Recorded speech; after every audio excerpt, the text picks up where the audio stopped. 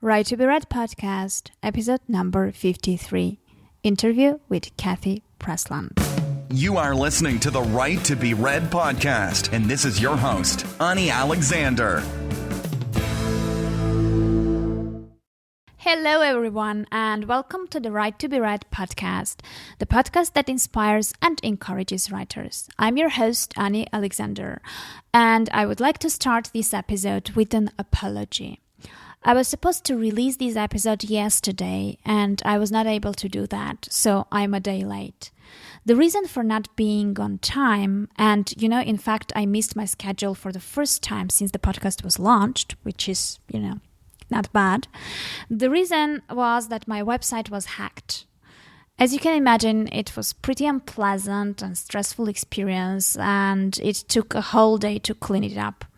So now it's finally up and running, and you can get your today's episode's show notes at www.anialexander.com/53. Okay, well, now we can get back to the show. My today's guest is Kathy Pressland. Kathy is from the UK. She is former economic advisor to governments around the world. Now, Kathy is a speaker, trainer, and writer. She helps people write, publish, and market their non-fiction books. Hello, Kathy. I'm so happy to have you here. Welcome to the Right to be Read show. Hi, Annie. It's great to be here. Thanks for having me. Well, I just want to mention to my listeners before we start that my very first steps in self-publishing were connected to the online course on Udemy that you have on self-publishing, which I went through, and it enormously helped me out. And this was like the first connection we had together online, and that's how I found you online. So thank you for the course. It really helped, and thank you very much for everything you do for the writers, because you helped them enormously. Thank you. And, I still remember that content. It must be a little while ago now. But even today, I try to keep that course updated. And actually, even last night, I got an email from somebody saying, I've just published my book. I'm so excited. So, things change, obviously, in the scene, but it's still relevant. And I do try to keep it updated. We'll put a link to that in the show notes in case people want to check it out. Absolutely. So let's get back to the very beginning and see how did you end up doing what you're doing. And you're mainly, what I see, you're mainly working with writers and you're helping them to write and self-publish and market their books, right? That's right, yes. It was kind of a long story, and I know you have a lot of listeners who are maybe doing a couple of things. They're working and they're writing at the same time. And one of the things I guess I would say from the very beginning is that I didn't anticipate, it wasn't like this was what I was always going to do, and I aimed for it. It became something that evolved. And I know when people write, and especially when they set up a business, I think, I guess that's the first tip that I'd give is just see where it takes you, allow things to evolve and kind of follow things that you enjoy, things that excite you, and, obviously things that connect with your customers or your readers. So I started out, I'm an economist, or a former economist, I guess I have to say now. Somebody said to me, do you ever stop being an economist? And I thought, I'm not sure. But that's my background. I'm an economist. Worked, decades actually in economics and in policy. I worked for governments. I've worked internationally, spent quite a long time in Africa. I've worked for the European Union. I've worked at kind of international levels in economics and working for governments and think tanks, and various kind of organizations around that. And I think it's about 5 years ago now, I decided that I wanted a change, really. I loved what I was doing. A lot of entrepreneurs say they feel really constrained by their job and they kind of have to get out of it. And it wasn't like that for me. I absolutely loved what I was doing, but I thought, I could do this for the next 20 years and it would be great.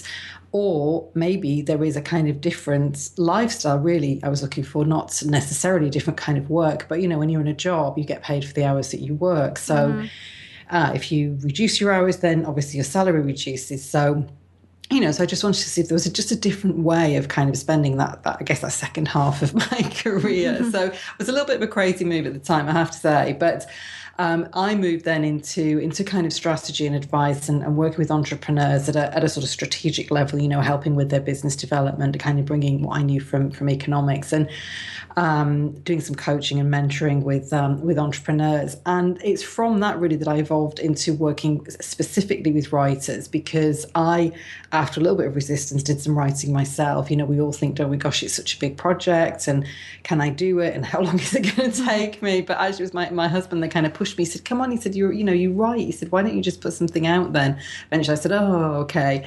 So I put a book out, and what was incredible for me in that role is that suddenly I became kind of noticed at a different level. I got invited to do speaking. I got invited to the UK's biggest business conference. Richard Branson, all those kind of big names were there, and suddenly people were asking me to speak, and it just I think makes you visible at a different level when you're a published author, and obviously if you've got good quality content. And I teach non-fiction. I know your readers might be thinking they're in the fiction world, so how is that kind of relevant? But for those writers that I work with who are non-fiction writers, it just takes you, to a different level, I think, of visibility and of what you do in your business and around your business, and potentially also in your career. So that was the real shifting point for me. And then from that, then of course people ask, how did you do this? And what was your kind of path, and how did you self-publish? So that's really how I kind of evolved into working with writers. And it's still very much for me that link between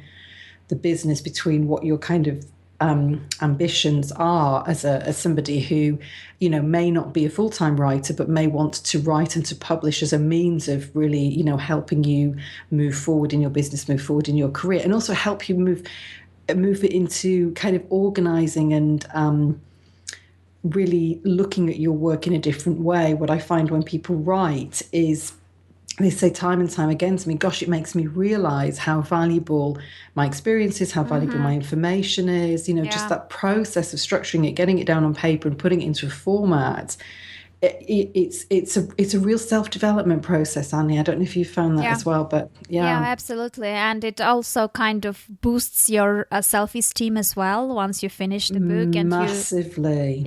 It's really... massively. That shift, it's really hard to put it into words when people come and say, oh, I kind of want to do it. And I see it, you've experienced it, but I see it in the people that I work with, that shift in everything, in self-esteem, in confidence. One of my clients said that she really shifted the way that she valued what she did, actually financially valued it in terms of her charging for her fees, and she just regarded it differently when she'd put her her process down into a book. It's like, gosh, this is good stuff. You feel like you're nodding. Yeah, absolutely. And what happened when you wrote your very first book? You self-published it. What happened? Did it have success immediately, or you went to this learning curve of, how to promote it and get more readers?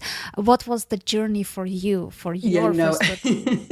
It's always a learning curve, isn't it? It's always a learning curve.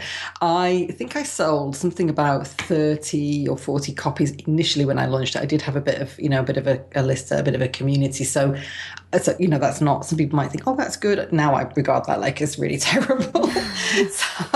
So it sold a little bit. It doesn't sell well. And in fact, I self-published it, but I self-published it through BookBaby, which, we can talk possibly on the different routes to self-publish. But because obviously I was, I didn't know what I was doing at that stage. I used a service. There are lots of services out there that you can use, which is great for the new writer because it takes away the complexity of formatting, the complexity of the uploading and managing of the accounts. They just pay me the royalty in arrears after they've been paid it.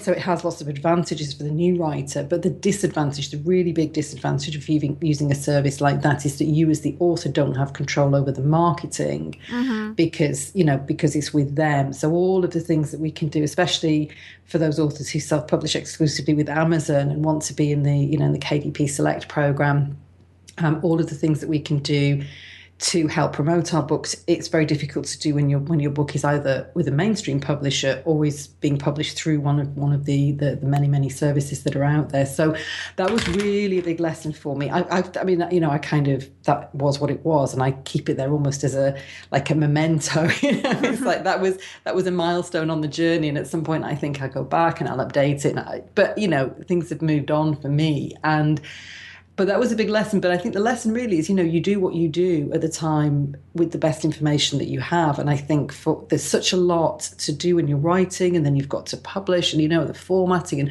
all of these things that you have to understand when you're self-publishing. Whatever you can do to make it easier to get your book completed, to just get it out there, is the best path, I think. Some people have more resources, so they can pay services, or they can pay individuals to do that for them. Some people don't. They want to just, to use the free services or the very low cost services, but just make it easy on yourself, whatever stage you're at, because you will learn from that. I learned from that. And for me, it was, I've gone on to do things differently. So the last time I had a book launch, I did it very differently. I self-published it. I had a kind of a launch with a bunch of bonuses, and got to the top of the charts in quite a number of categories with that book. Now I kind of would do things differently for myself, and obviously advise people to do things differently. But you don't know that when you're starting out, so don't feel like you have to know everything. Yeah, especially, I'm always saying that the most important thing is to take action and to do something, because if you don't, you will never know what will happen next, and how it would be. If you don't try, you don't know how it will be. And the thing is also to take into account that it's not your last book. So, it's one of your books, because if you are a writer, you will be keeping on writing. So it's not it's not your only chance to do everything right. Yeah, it's really important as well, I think. And for my audience, primarily, they probably don't consider themselves to be writers. They consider themselves to be, experts or coaches or kind of entrepreneurs in some way. But actually, two things that are really interesting out of that is that I would say, I want to say 100%, but maybe it's not 100%. But certainly most of the people I work with, it's almost like releasing something. Once they realize actually that they can write, that they can share their message, they then go on to write more content. So it's almost like it releases something inside of you, I think, to go through that process. But also, I think for, in terms of marketing, thinking about this very strategically, if you want your book to be noticed, I see a lot of new writers putting a lot of emphasis on the first book and on, trying to do everything to launch, and putting a lot of effort into getting people to buy, messaging all their friends and all those kind of slightly spammy things, which we probably wouldn't recommend. Yeah. But actually, the best thing you can do as a new writer is get that first book out there, see how it does, learn some lessons, and just produce more content, because you will have massively more success the more books that you have. It's easier to market them. It's easier to cross-promote them. You've got all of those lessons. It's easier to have one on sale and then have one at a higher price. There are a lot more things that you can do, and you get a lot more credibility by having a number of books, a series of books, or books in, related topics. So definitely build your portfolio as a writer. Write your first book, complete it, get it out there. I'm, as you are, Annie, a big fan of self-publishing. So if that's the route for you, then, then go through that route, and then move on to the next book, and, try to stay in momentum with it all. Yeah, well, I think that what makes people really enthusiastic is there is a problem. There is some kind of fear and doubt for putting your writing out there. And once you overcome that and you already have one book out there, it's much easier with the next ones. So, and it leads me to the question, since you've been working with people who are writing their books, and most of them, their first ones, I presume, right? Yep. Yeah. And since you're working with them mainly, what are the most common struggles they are struggling with in the very beginning? What are their issues that they have to overcome during the process? Yeah, well, the one that most people say they have, which I think kind of masks something else, is that people say, I don't have the time to write. Mm-hmm. They see it as this like I've got to have, 6 weeks in a log cabin somewhere in the hills without any people around me. And that's the ideal way, right? Well, it would drive me crazy actually. But anyway, I mean, but that's kind of what we have in our heads, isn't it? That somehow, you're this lonely writer and you kind of sit there and you've got 24 hours a day, and that's what it's all about. So people say, I haven't got the time. And underneath that, I think we make time for things that are a priority for us. So we can all make time. We can all find 30 minutes or an hour or 2 hours in a day. So the issue isn't really that you haven't got the time. The issue is something else. And it usually falls into two things. One is that you have too many ideas, or you don't know how to structure your ideas. I find I'm a kind of, and with nonfiction, I guess it's easier in a way to organize your ideas and structure your ideas and actually come up with a kind of a plan, an outline for a book. I haven't ventured into fiction, so I know some people plan also for fiction and some people don't, but I'm going to stick with what I know, which is nonfiction. So often the block is around like this mass of ideas in your head, and it's kind of, where do I start? So it's not the time, it's the structure. And if you can get those ideas on paper and you can create an outline structure, you can plan it out however that works, just on a whiteboard, or you just create a little mind map and you can start to put it into a chapter structure and, and sections within a chapter. That really helps people to go through that process. And then, then suddenly the writing's easy because you can just pick a section and write that section. So that's kind of one of the issues that underlies this I don't have time kind of question. And then the other, I think, is all of that emotional stuff. Is there something very personal about writing? And I had a course, I run a couple of live courses in London from time to time, and I had one just last week. And somebody said it's really different when we're writing, analytically from a kind of an academic perspective than it is when we're writing about our own experience and our own story. And it's like we're putting our heart and soul into this. We're exposing ourselves.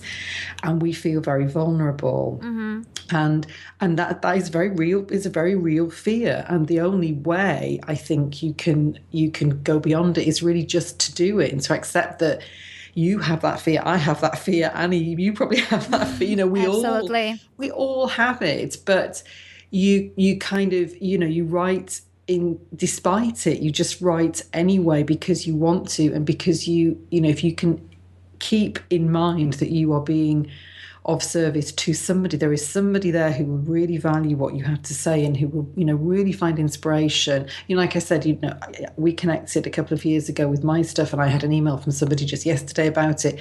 There is somebody out there who is going to respond in that way to your book. And as soon as it's out there, as soon as you get those email messages or, tags on Facebook, whatever it is, gosh, I found this really inspiring. I really loved it.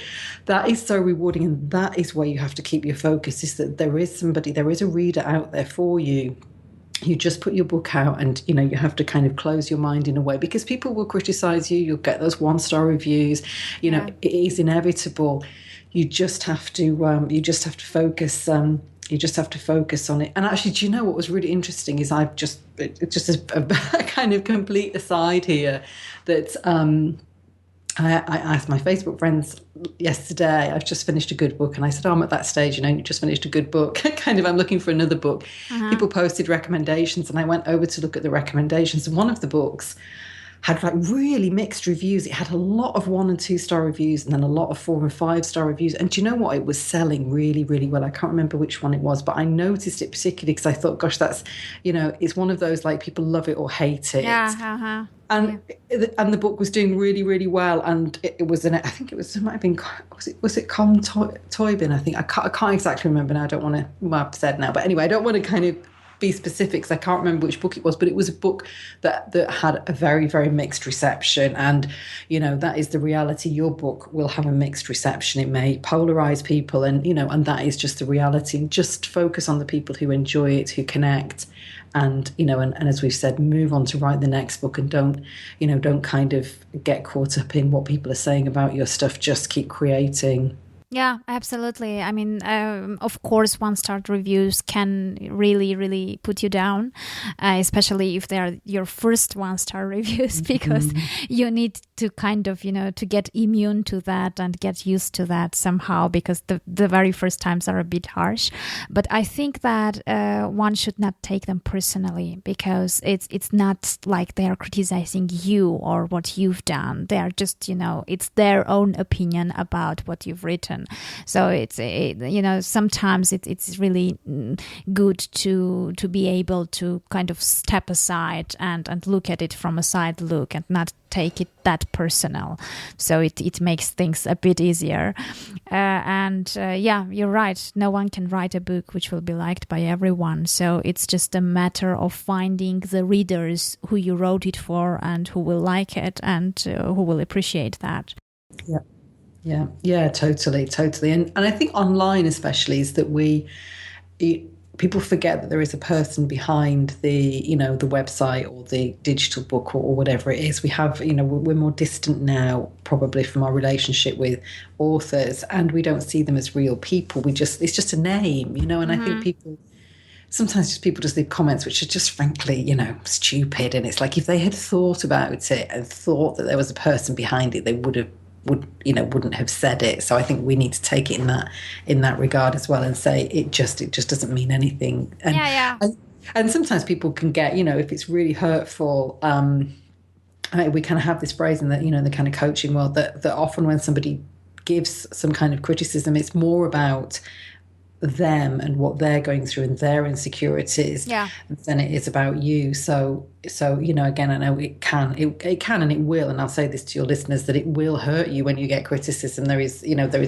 nobody I think who has a skin thick enough to just but you just have to say, okay, I feel hurt, but at a logical level I know that it's just whatever that person is going through. Let me kind of give them some kindness and just move on, and it's about me. And I find the more I do, the less interested I am in what people think, and the more I can kind of close off, looking at what other people are doing and just concentrate on my own thing, then obviously the easier it is, the easier it is to produce and just to continue to put stuff out there, whether it's, I do a lot of training, so whether it's training or writing or whatever it is you do, just focus on your own stuff and move forward.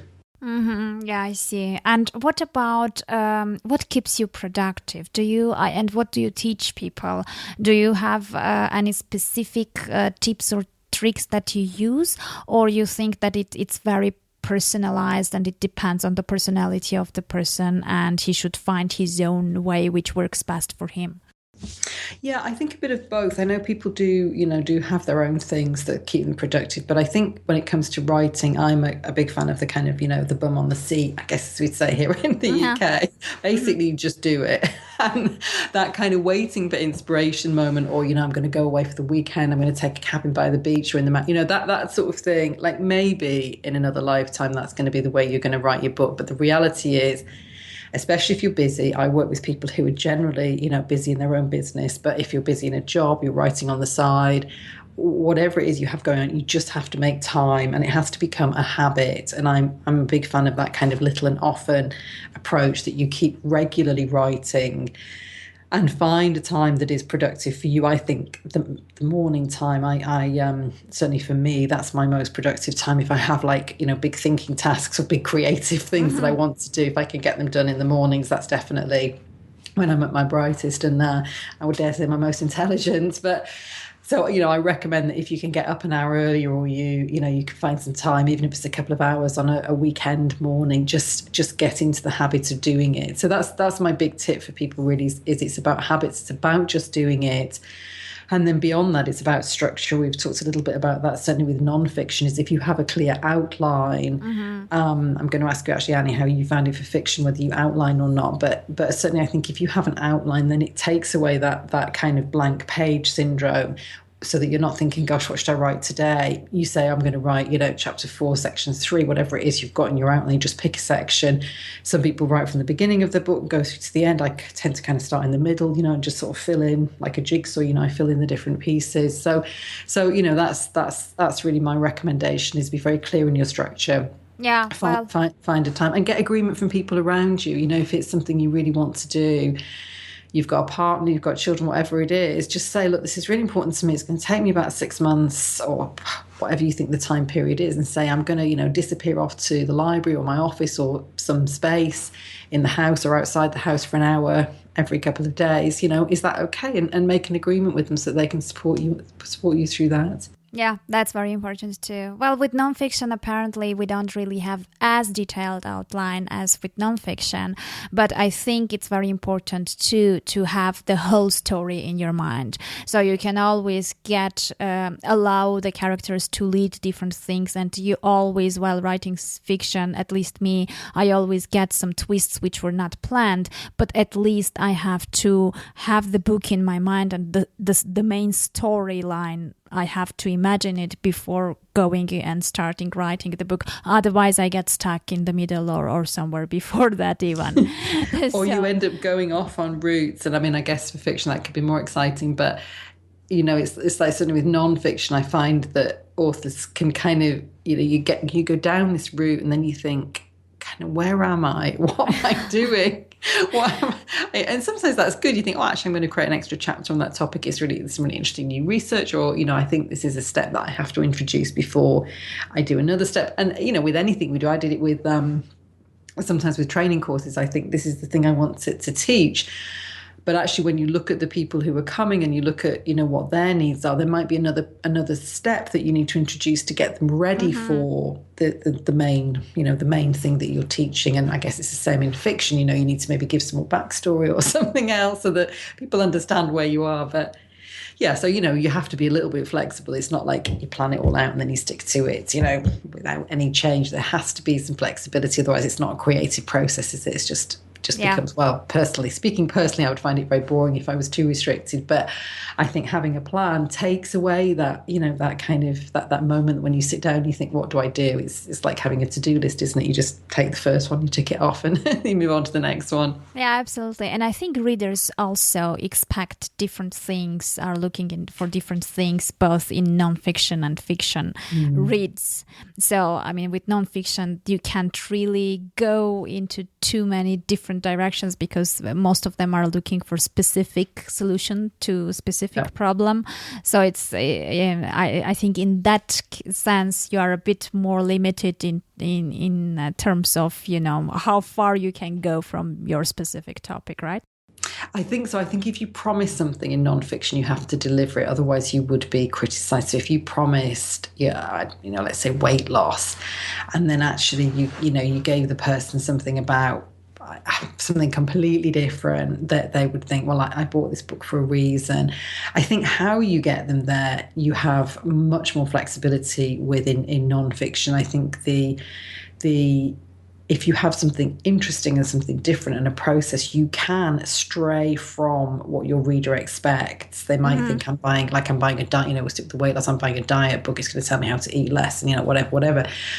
Actually, if you take them down a different path, some mental processes or some kind of exercise programs, they might think, gosh, I'm going to try this. They try it, they get results, they're going to enjoy your book. So it has to be about the results and delivering the outcome and making people, I still sometimes kind of laughingly say, giving them that happy ending that in nonfiction, I think, especially if it's a how-to, it's a teaching kind of book, then you want people to feel good, you want them to experience something and to, feel like you've delivered, even if what you gave them was slightly different than they expected. And, it has to be enjoyable. Mm-hmm.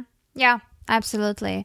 And I have a feeling, I've noticed that many non-fiction writers are using their writing and their books as a continuation, like, a follow-up thing, an additional element to their main business, which is like the topics they are writing about and they are expert of.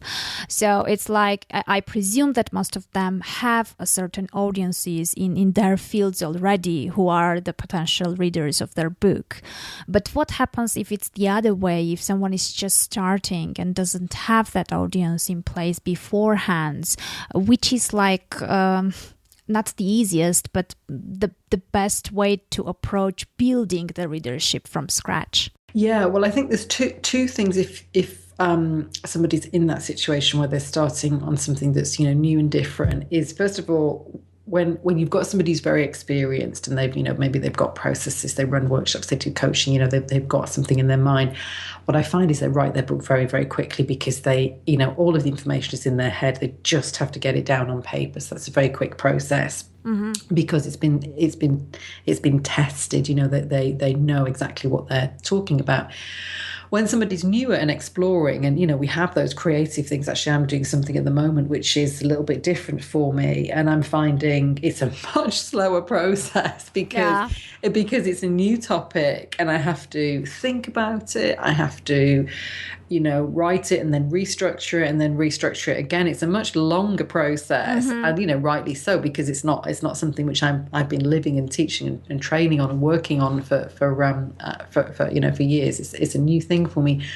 And if somebody's in that situation, what I suggest is that you first of all, accept that it will take a little bit longer and give yourself that time, but also test it. So there's two parts to it. There's testing the writing. I really think that for non-fiction, I'm going to, again, keep qualifying this by saying for non-fiction, that there is something about being in relationship with your reader. And I think if you can do anything to kind of test your material and test your ideas with an audience while you're writing, I think that will strengthen your writing. It will make your book better. And that might be just giving some free talks. It might be having a blog, anything where you can communicate with a small number of people who are going to give you some kind of feedback. It doesn't mean that you have to change your ideas. I'm not suggesting, you just write what people want to read. It's not what it's about. It might change how you communicate your ideas, and that thing that we talked about maybe you have to kind of give them something else before you give them the main course because they're not necessarily predisposed to to this new idea that you've got. So that will really help your writing to find a way to just start to put it out there. And also that helps your confidence as well, because you see how people respond to your ideas. You get used to putting your work out in public. And if you can interact with real people, free talks, anything like that, just groups at the library, I think that's the best way. But if not, then online resources are endless, aren't they, Annie, with blogs and Facebook and social media, and even podcasts or videos or anything that suits you to just help you get your material out there.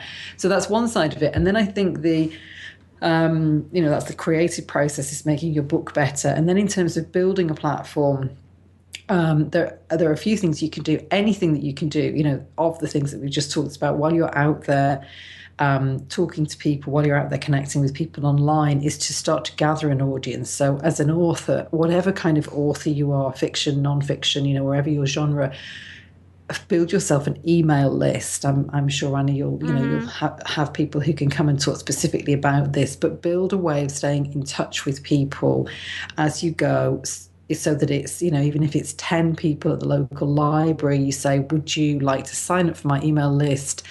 And, once the book is finished, I'll send you whatever the discounted pre-release version, whatever the thing is that you're going to send. And just slowly start off with, 10 becomes 20, becomes 50, becomes 100, anything that you can do, all of those things in the kind of pre-launch phase is connect with people and just start to slowly capture that email audience and, and obviously stay in touch with them. And then at launch, there are lots of things that you can do. I think the facilities that we've got available to us inside of Amazon are, great for a new author, that you can run deals, you can run countdowns, you can run, free days. I'm not kind of such a big fan of, but, there are things that you can do. And again, you want to be driving people back to some kind of website or blog, somewhere that they can sign up for your email list, so that when you release your next book, then you've built yourself a valuable asset in your email list and the community of people who are interested in talking to you. So that I think is really the basics, and see it like a really slow build. Again, I think we said earlier in the call that a lot of first-time authors put that focus on, gosh, I've got to have thousands of people who I can send emails to for my first book. Don't worry about that. Don't worry if it's 50, don't worry if it's 20. Just start. and then what you'll find is for your next book, then it'll be 200, and then for your next book it might be 2,000. And and there are so many things that you can do in terms of guest blogging and putting yourself out there, and just all of the different ways that you can gain exposure as an author. But I think the critical thing is capture email addresses all of the time, and have your own platform where you can direct people back to just a simple blog, a simple one-page site to say, sign up here for more information about my book, and just see it as that long-term process that you're always engaged in. Yeah, absolutely. I think that email list is very crucial and important, because this will be your platform, which will be independent from any other platform which is not yours. So if something happens to Facebook or Twitter, you won't be worried, because your readers, you have your access to your readers. Yeah. And if you manage to keep them engaged, they may even come back to you by giving you ideas for your new books, or you can get your beta readers there, and many other things which you can do. So actually building and engaging your email list is very, very important. I think that's the foundation. You will be building things on top, and that will be the long-term strategy you should concentrate on. I think so. I think it's at the core of everything, and then anything else you do is on top of that, and is almost like a kind of outer circle which feeds into building your own list, your own platform. So at the moment, kind of everyone's talking about having a Facebook page, and that's great, but do people actually see your feeds? Facebook really wants us to pay for ads. They're changing their terms so that you can't now say, hey, buy my book. Those sorts of posts won't be shown to readers. So you have no control over that platform. You don't know exactly how it's going to go in the future, and whether they might introduce charges for business pages. You just don't know. So use it while it's there, while it's a medium, while it's appropriate, but all the time be building your own resources. And I see it's the thing, Annie, that I see people again and again. It's one of those mistakes, is that I didn't start building my email list early enough. It's the kind of core thing. So I think that's the thing I want to really emphasize. And don't worry if it's, 2 people and your grandma. It's just start somewhere. just start somewhere. Yeah, agree. But there's lots of things we could talk about. Book marketing is so wide, isn't it? Goodreads, obviously there's a ton of stuff, but I think the core is have some kind of web property, have an email list, properly managed email service provider. Don't just send them out from your Gmail account or your Yahoo account. Get an email service provider. If it has a monthly fee, just pay the monthly fee. It has to all be done properly, and then focus on your writing, get your book out there. And then from there, think about adding one thing. Okay, I'm going to add a Facebook page. Okay, I'm going to investigate Goodreads. Okay, I'm going to do some guest blogging. Add one thing layer by layer, but at the core of it, if you only do the one thing, keep that email list and encourage people to sign up. Yeah, absolutely. And how are you engaging your email list? I'm sure you're not just sending them the announcement that the new book is out. You obviously email them in between. So what kind of things are they getting your blog posts, or what is the content that they usually keeps them engaged and interested until the next book comes out? Yeah, I think this really varies, actually. And, it's one of those things I kind of study quite a lot. I look at all the different approaches too, because it is all about the relationship. The more engaged your community, obviously, the more likely they are then when you do say, hey, I've got a new book, both to buy it and also to share it, because you might have 80 people on your list, but you might have somebody on your list who can share it to, 200 of their close friends in their reading group. So, it's again, it's a kind of snowball effect. So it is important to keep it engaged. And I tend to send people information things, blog things. I also do, personally for me, I will do calls, Q&A calls, that kind of thing. So people can come along and, we can have a chat, can ask me things. Or I do little mini free trainings on teleseminar, just like this kind of thing. So that's personally what I do. But it's whatever suits you and your preferences. So if you find you want to have a podcast, that's great. And then obviously you send your email list, you say, hey, here's my new podcast. It's at this link or wherever it is, if it's on iTunes, if it's on your site.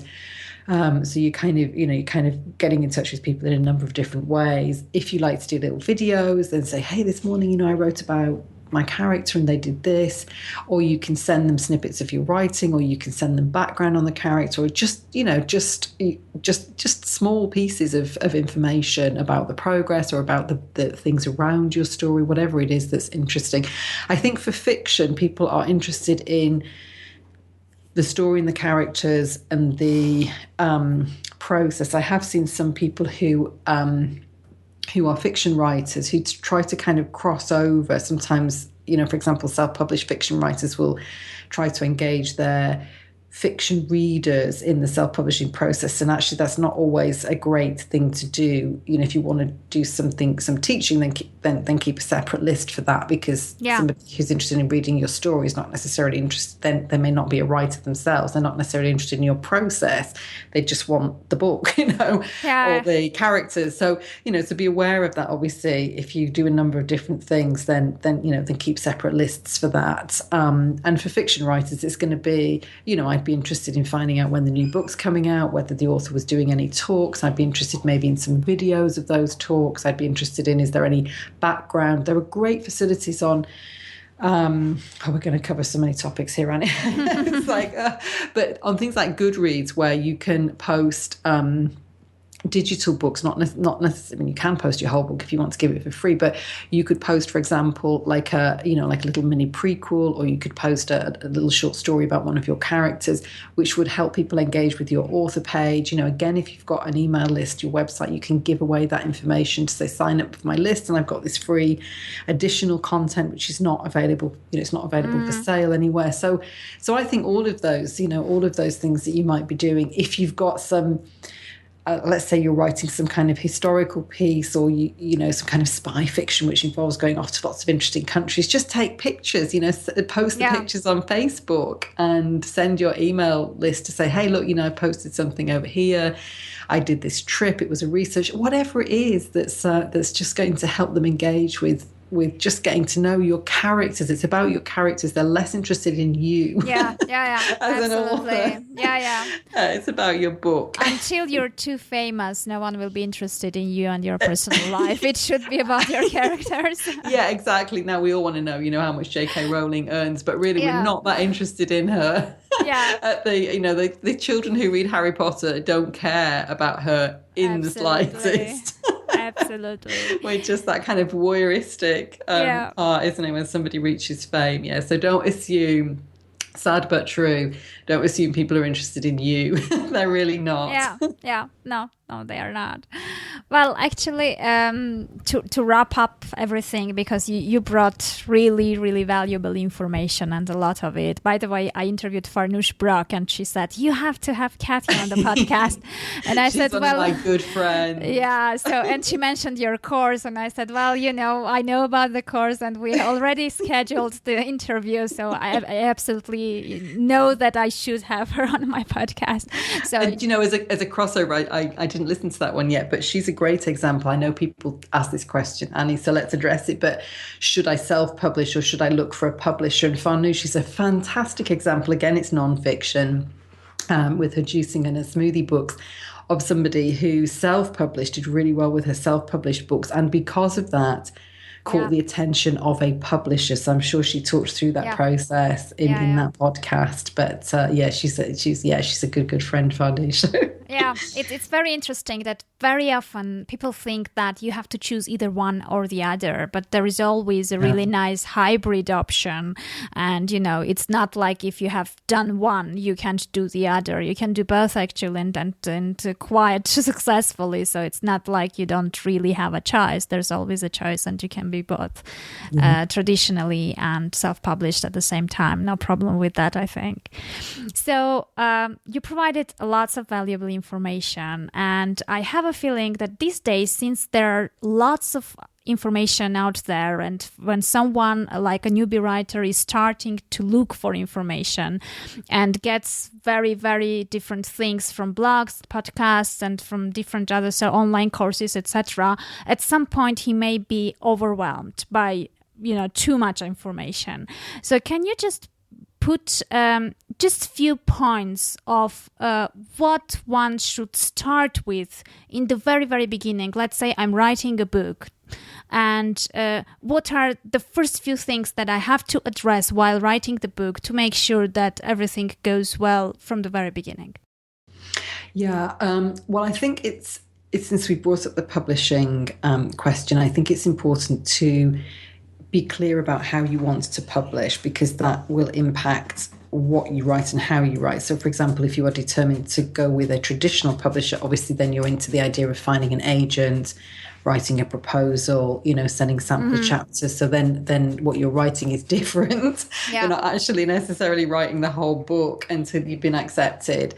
So make that decision at the beginning. I would recommend self-publishing if you have not got those kind of contacts, because it just allows you to put your work out there to see how it goes. And if your book is successful, then you already have a pedigree, you have a track record to go to a publisher with. So that would be my recommendation. But obviously people can make their own decision. But make that decision at the beginning, even if 90% of the way through you say, I'm going to change it. Actually, I've been approached, and now I'm going to do this differently. That's okay, but at least have a track, have something that you are aiming for. So let's say you're aiming to self-publish your book. Therefore, you need to do certain things along the process. So that's the first thing. And then I think try to create a project which is manageable for you if it is your first book, because you don't know what's involved, you don't know how long it's going to take. So it might be that you start, for example, instead of the great big epic novel, you might want to start with a novella. To say, I'm going to do 20,000, 50,000 words, I'm just going to put it out, I'm going to test it, get to completion, practice my craft as a writer. That's going to be my target. The same with a non-fiction book. You might say, rather than, I work with people, Annie, who have decades and decades of experience, and they just want to put everything into that book. And it's like, let's just keep this really limited. Let's do one book, and then that idea can be your second book. So, pick something which is manageable. That's the next step. So decide your publishing options, make the whole project manageable. And, as we said, writing habits is the next thing. You have to have a structure and then go through the writing habits. And I think when it comes to the publishing stage, a lot of people worry about spending small amounts of money. And I would say don't spend lots of money, though. I don't want to say go off and buy these author services which are like $2,000, $3,000, $4,000, which are just a complete waste of money, my personal opinion. But like Book Baby, it's a couple of $100 to get your book formatted and released through a service like Book Baby. Smashwords does it differently, where they take a percentage of your royalty. There are services where you can pay relatively small amounts of money, a couple of $100, $50, $200, those sorts of amounts of money. If it makes your life easier, if it gets your book out to completion more quickly, then I would recommend that you find the investment to pay for those services, because it could take you weeks. You could end up with a badly formatted book, which, by the way, will get you those bad reviews that we talked about. Yeah. Just be prepared to ask for help, and don't always think that you have to do everything yourself. You're a writer. Your skill, your special talent is in your expertise or is in your creativity. So, be prepared to outsource and look around for some affordable services in the first instance to get it out there and then test it. And I think that's the process. I know a lot of people would say, you have to think about your marketing before you start. And we know in an ideal world, you do have to think about your marketing before you start if you want your book to do well. But there is so much to do that for a first-time writer, I think just complete the first book.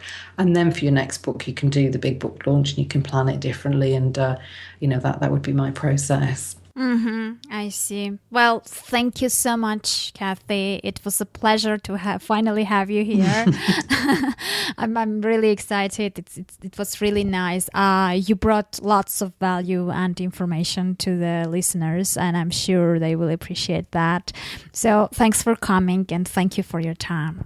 You're welcome, Annie. Nice to talk to you. Have a great day. You too. Well, that was my conversation with Kathy Pressland. Before finishing up the episode, though, I would like to tell you something. A few days ago, I tried to engage my email subscribers into conversation and get to know them better. I would like to give a big shout out to all those who replied. I truly appreciate you guys. It really meant a lot to me. It feels so great to know who my listeners are and what they are doing. I would really love to keep in touch with and create relationships with all of you. And since my podcast is mainly interview-based and I don't do solo episodes often, by the way, let me know if you'd like to get more of those, so I know. I don't share as many things with you through the podcast as I would like to. So my emails will soon become new means of conversation. And this time, conversations not with the interviewees, but with you. So in case you have not subscribed to my email list yet but would like to join, please go to www.anialexander.com/free, Ani spelled A-N-I, and do so. Apart from being part of the Right to Be Read podcast tribe, you will also get a really cool free book from me as a thank you. Well, I guess that was all for now. I wish you a mind-blowing weekend and many inspirational experiences to write about. Take care and keep on writing.